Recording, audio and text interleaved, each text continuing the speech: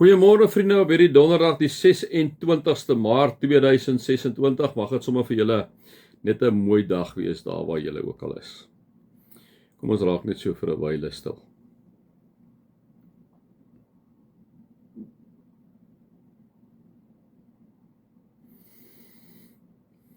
Here, wanneer ons in ons denke 'n bietjie stil raak en ons liggaam stil raak, kom buig ons voor U neer.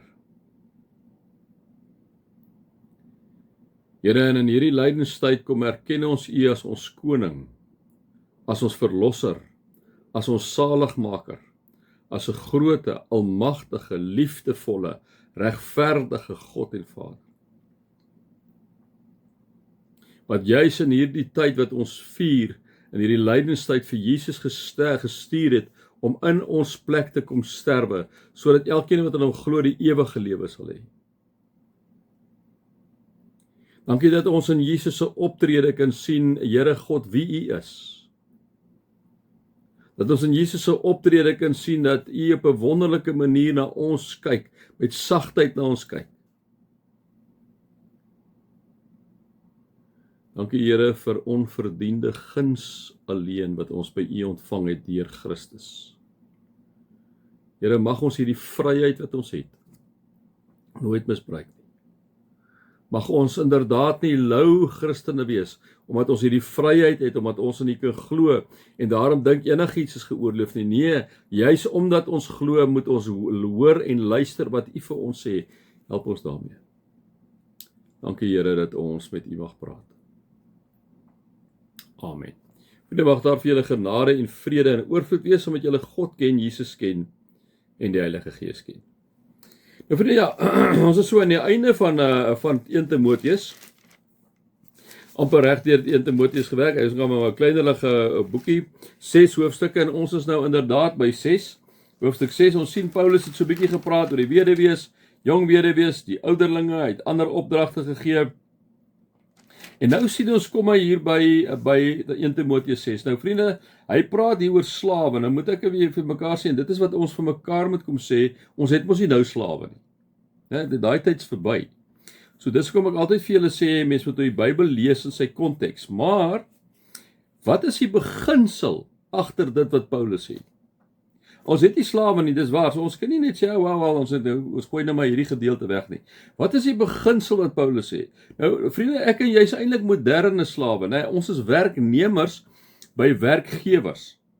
So Paulus kom sê gelowiges, né? Gelowiges wat as slawe onder 'n juk staan, moet hulle eienaars met alle eerbied beheer, sodat niemand sal kwaad praat van die naam van God en van die Christelike leer. So ek en jy is moderne slawe, ons is werknemers. Nou vriende, ek en jy moet maar 'n sekere tyd opstaan, ons moet by 'n sekere tyd by die werk wees. Ek en jy moet sekere doelwitte behaal, ons kry net soveel verlof, en so kan ons aangaan. So eintlik staan ek en jy onder 'n juk. Maar ons is nie slaaf nie, ons is nie die ou se eiendom nie, alhoewel dit baie keer voel of ons werkgewer se eiendom is. Maar in die ou tyd het die werkgewer, of die persoon wat 'n slaaf gehad het, beheer oor sy liggaam gehad. Hy kon met hom gedoen net wat hy wil, hy kon hom verkoop het, hy kon hom doodgemaak het, hy kon hom net met wat hy wil. Nee, ons is nie in so 'n tyd nie. Maar as ons hom herinterpreteer vir ons tyd, moet ons kom sê, maar ons wat in hierdie tyd werk vir 'n werkgewer, ons moet so optree teenoor daardie werkgewers dat ons hulle met eerbied beheer, sodat wanneer iemand kyk, dan ook wanneer die werkgewer onbillik is, want onthou nou daai mense daai tyd by die slawe was partykeer onbillik teenoor die slawe, né? Onbillik. As jy maar net gaan lees wat in Egipte land aangegaan het met die Israeliete wat slawe was, hoe het daai Egiptenare hulle geslaan, hulle gedryf om alles vir hulle te doen daarso, né? So daai tyd was dit nie ligte musiek om 'n slaaf te wees nie.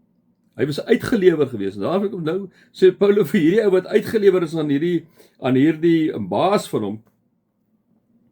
Jy sê hy, moet jou eienaar met eerbied beheer.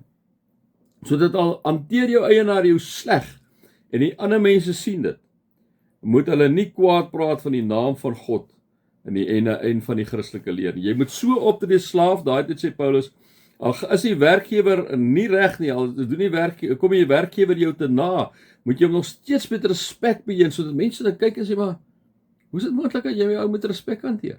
Kyk hoe het hy met jou opgetree. maar dat jy so optree sodat mense vir Christus in jou kan sien. En dit is wat hy hierso kom sê, nee.